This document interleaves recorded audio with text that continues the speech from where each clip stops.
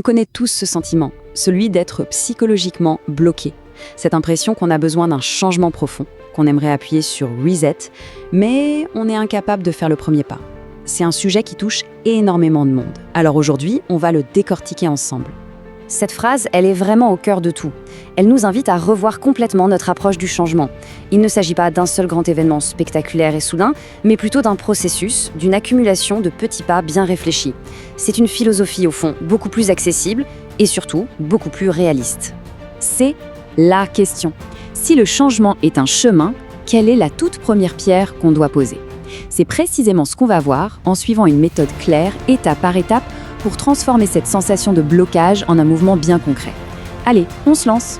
Avant de chercher la moindre solution, c'est crucial de bien comprendre ce qu'est ce blocage. De quoi on parle exactement quand on se sent coincé dans sa propre vie. Ce sentiment, il vient souvent d'un décalage très profond. À l'intérieur, on ressent un appel puissant, presque physique, à repartir de zéro, à se réaligner avec la personne qu'on est devenue. Mais à l'extérieur, notre réalité, nos habitudes, le travail, tout ça semble appartenir à une ancienne version de soi, une version qui n'existe plus. C'est ce conflit qui crée l'immobilisme.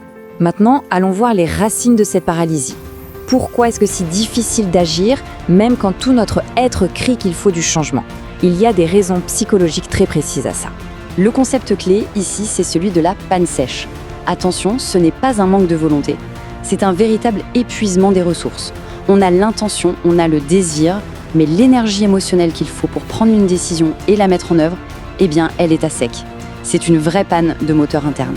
Cette métaphore, elle est parfaite pour illustrer la situation. Imaginez, le capitaine du navire, il la voit, la nouvelle île à l'horizon, il sait qu'il doit changer de cap. Mais sans carburant dans le moteur, il reste là, à dériver dans des eaux qui ne sont plus les siennes, complètement impuissant. Ce tableau, il décompose très bien ce conflit. D'un côté, on a l'ancien monde, la réalité tangible, les habitudes, la structure de notre vie. Et de l'autre, le soi intérieur, celui qui a évolué et qui aspire à toute autre chose. Le blocage naît de cette friction, de cette sensation d'être un peu prisonnier d'un décor qui n'est plus le nôtre. Ok, on a bien compris le problème. Alors passons maintenant à la philosophie de la solution. Comment on fait pour redémarrer le moteur, même avec très peu de carburant ? L'approche est un peu contre-intuitive. Ça ne commence pas par une grande action, mais par une clarification à l'intérieur de soi.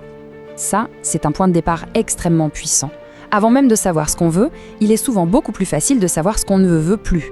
Dire non à ce qui nous épuise, à ce qui ne nous nourrit plus, c'est le tout premier acte pour libérer de l'espace, mentalement et émotionnellement. Alors voilà un peu la feuille de route. D'abord, on s'arrête, on fait un bilan honnête. Ensuite, on cherche une intention profonde, un pourquoi qui vient du cœur. Puis, on choisit un objectif qui nous fait vraiment vibrer. Et enfin, le plus important, on pose une toute petite action pour enclencher le mouvement. On va détailler tout ça. C'est ici que la théorie devient pratique. Comment on transforme ces étapes en gestes concrets, réalisables dès aujourd'hui. C'est ce qu'on va voir maintenant. Le point crucial, il est là, dans cette distinction. Un objectif de statut, comme changer de travail, c'est externe et souvent un peu flou, alors qu'un objectif de ressenti, comme se sentir utile, aligné, ça vient de l'intérieur, c'est beaucoup plus inspirant, et c'est ça qui va vraiment guider nos choix. Cette phrase résume tout. Pour que notre boussole interne fonctionne, elle ne doit pas pointer vers un titre ou une situation, mais vers une émotion, un état d'être. Quelle sensation on recherche, au fond ? C'est la seule destination qui peut vraiment nous motiver sur le long terme. Et voilà un excellent baromètre pour savoir si notre objectif est le bon. Un but qui nous correspond vraiment devrait provoquer un mélange d'excitation et d'un peu de peur. L'envie nous tire en avant, et la peur, elle, nous signale simplement qu'on sort de notre zone de confort. Et ça, c'est indispensable pour se transformer. Et là, on a le secret pour sortir de la panne sèche. On peut passer des semaines à réfléchir, mais le cerveau, lui, il ne croit que ce qu'on fait, pas ce qu'on promet. C'est ça qui rend une action physique, même minuscule, comme envoyer un mail ou passer un coup de fil, si puissante. Ce geste concret envoie le signal que le changement a réellement commencé. L'action précède la croyance. Bien sûr, le chemin n'est pas un long fleuve tranquille. Il faudra faire du tri dans ses pensées, ses croyances, parfois même son entourage. Mettre en place de petites habitudes quotidiennes pour rester connecté à son objectif. Et surtout, accepter que le doute et l'inconfort fassent partie du voyage. C'est même la preuve qu'on avance. Pour conclure, récapitulons les points essentiels. Pas seulement pour démarrer le changement, mais aussi pour le maintenir sur la durée. Comment on s'assure que cette nouvelle direction devienne notre nouvelle réalité? En fait, on peut résumer ça en 4 piliers. D'abord, un choix conscient, guidé par une destination émotionnelle. Ensuite, des actions modestes, mais réelles, qui construisent la confiance. Puis, une écoute constante de son ressenti pour être sûr qu'on est sur la bonne voie. Et enfin, le lâcher-prise.